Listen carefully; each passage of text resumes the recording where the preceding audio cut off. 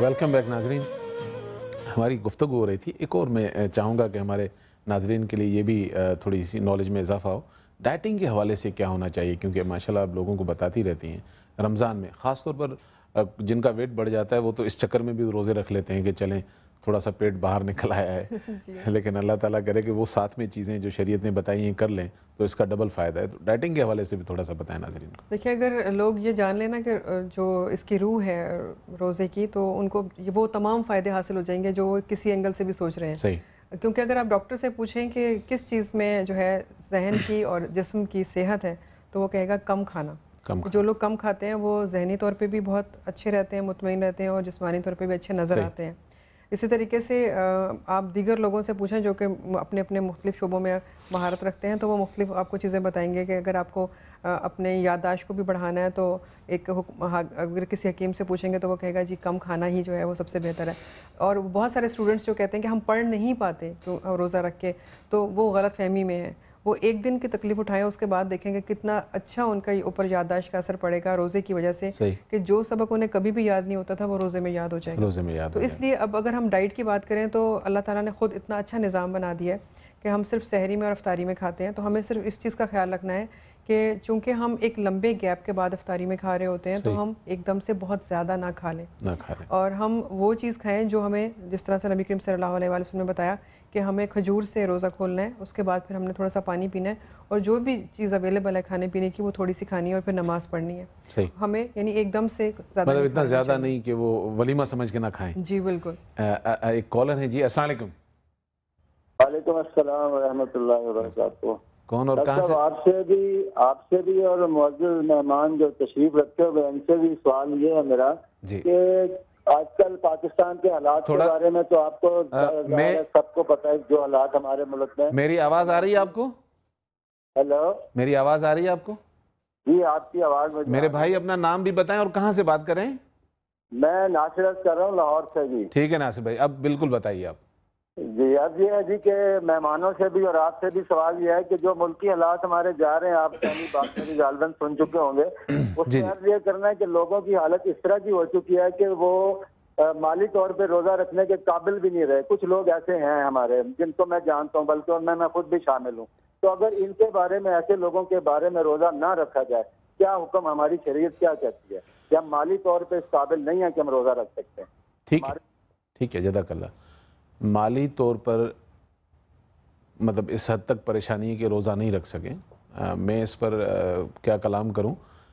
روزہ رکھنے کے لیے آئی تھنک اتنی ساری چیزوں کی ریکوائرمنٹ نہیں ہے. ہمارے کلچر کے حساب سے بہت ساری چیزیں ہم دیکھتے ہیں اپنے دسترخوان پر تو سمجھتے ہیں شاید ان چیزوں سے روزہ رکھا جاتا ہے اور کھولا جاتا ہے. آپ تھوڑا سا اس پہ بیان کیجیے. بنیادی بات وہی ہے جو آپ نے کہی کہ مالی حالات کا روزہ رکھنے. میرے خیال ہے کہ یہ ڈاکٹر صاحب تھوڑا سا آپ اس کو ٹھیک کر لیں. میرے خیال سے جیسے آپ نے کہا کہ ہمیں یہ ضرورت نہیں ہے کہ ہم سحری کے لیے بہت بڑا دسترخوان سجائیں اور افطاری کے لیے بہت بڑا دسترخوان سجائیں. ہمیں تو نبی پاک صلی اللہ علیہ وسلم نے یہ بھی کہہ دیا کہ صرف ایک کھجور سے بھی روزہ رکھ لو اور ایک کھجور سے روزہ کھول لو. ایک گلاس پانی پی کر بھی تم روزہ رکھ سکتے ہو اور ایک گلاس پانی پی کر روزہ کھول بھی سکتے ہو. اصل مقصد یہ ہے کہ کیا ہم چاہتے ہیں کہ ہم عبادت کریں. ایک اور کالر ہیں. السلام علیکم جی. ہیلو. جی وعلیکم السلام. کون صاحب اور کہاں سے؟ اکرام اللہ میر بول رہا ہوں میں کراچی سے. جی اکرام اللہ بھائی کیا کہنا چاہیں گے؟ میں نے یہ پوچھنا تھا کہ کیا بینک کی ملازمت سے جو تنخواہ ملتی ہے وہ شرعی نقطہ نگاہ سے جائز ہے؟ Number 1. And second part is کہ یہ ہماری جو نیشنل سیونگ اسکیمز ہیں, ٹھیک ہے, اس سے جو آمدن ہے اس انویسٹمنٹ سے, is it permissible according to the sharia you know? ٹھیک ہے ٹھیک ہے. اس سے پہلے جو سوال آیا تھا میں اس پہ یہ صرف کہنا چاہوں گا بالکل ہوں گے ایسے لوگ. ہو سکتا ہے کہ خواہشیں تو انسان کی ہوتی ہیں, تو بحیثیت مسلمان جو جس جگہ رہ رہا ہے اور جو روزے رکھ رہا ہے, جس کے دسترخوان پر چاہے ایک ڈش کیوں نہیں ہو, اس ایمان والے کو بھی یہ سوچنا ہے کہ کہیں اس کی سراؤنڈنگ میں ایسے لوگ تو نہیں ہیں جن کے پاس اتنے بھی وسائل نہیں ہیں. کیونکہ روزہ تو صرف ایک کھجور اور ایک نمک اور پانی سے اور چھوٹی سی چیز سے رکھا جا سکتا ہے, لیکن بحیثیت مسلمان اس فرض کو ادا کرنا ہے. کہیں اللہ اس سے یہ پوچھ نہیں لے کہ تمہارے پڑوس میں کچھ لوگ وہ بھی رہتے تھے جن کے پاس کھانے کے لیے نہیں تھا. کیونکہ صرف وائٹ کپڑوں سے کوئی امیر نہیں بنتا، بلکہ اللہ نے تو بیان کیا ہے کہ ایسے لوگوں کو تلاش کرو، وہ اپنی خودداری کی وجہ سے تم لوگوں سے لپٹ کر نہیں مانگتے۔ انہوں نے بھائی نے سوال کیا، ایک تو آپ نے دونوں سے ایک چیز اور بتا دیں جی جی وہ یہ کہ اب تو ماشاءاللہ اس قسم کا ہے کہ بہت سارے ادارے بھی ایسے ہیں اور لوگ اپنی سطح پہ بھی سڑکوں کے کنارے روزے کھلوا رہے ہوتے ہیں، وہ کر رہے ہوتے ہیں۔ تو ہمارا خیال ہے اس دور میں معاشی پریشانی کی وجہ سے روزہ نہ رکھنا اس کا جواز بظاہر نظر نہیں ہے۔ جہاں تک ان صاحب کا تعلق ہے، جہاں تک بیوی کے اس کا تعلق ہے، اگر وہ شرعی تقاضوں کو پورا رکھ کے سروس کرتی ہیں تو ان کی آمدنی ان کے لیے جائز ہے۔ جائز ہے، ٹھیک ہے، ٹھیک ہے۔ شوہر کے لیے اس وقت جائز ہوگی کہ جب وہ بیوی کی پرمیشن سے اس میں تصرف کرے، ٹھیک ہے۔ اگر بیوی کی پرمیشن نہیں ہے تو وہ شوہر کا مال نہیں ہے، وہ بیوی کا مال ہے۔ بیوی اگر خوشی سے خرچ کرنا چاہ رہی ہے تو پھر خرچ تو کر سکتی ہیں۔ اور دوسرا انہوں نے سیونگ سرٹیفکیٹ کے حوالے سے بتایا، سیونگ سرٹیفکیٹ اس کی جو ارننگ ہے کچھ ہم جانتے ہیں اس میں ربا شامل ہے، اس میں سود ہے، اور وہ سود جو ہے وہ لینا حرام ہے، اور اللہ اور اس کے رسول کی جنگ ہے اس کے ساتھ۔ صحیح۔ اللہ یہ کہ آپ کو معلوم ہو کہ کہیں ایسی چیز میں انویسٹ کیا گیا کہ جہاں پروفٹ ہے لیکن یہ کہ وہاں ربا نہیں ہے، ربا نہیں، اور لیکن ہمیں نہیں معلوم کہ ایسی کوئی اسکیم اس وقت موجود ہے، ٹھیک ہے، نام بدلے میں ہیں لیکن ہے سب میں ربا۔ بہرحال ہم اس پر فتویٰ تو جاری نہیں کر رہے ہیں، لیکن ضرور آپ اپنی سراؤنڈنگ میں جو بھی آپ کے قریبی عالم رہتے ہوں آپ ان کے پاس ضرور جائیے گا۔ اور اس چیز، لیکن سب سے اچھی بات کیا ہوتی ہے کہ یہ ایمان ہے، میں کہتا ہوں یہ ایمان ہے کہ انسان پوچھتا ہے کہ اچھا یہ میں کر تو نہیں رہا ہوں، کہیں اللہ ناراض تو نہیں ہو جائے گا، معاملہ کچھ بھی ہو، یہی ایمان ہے، اور آپ پوچھتے ہیں تو آپ کی نالج میں اضافہ ہوتا ہے۔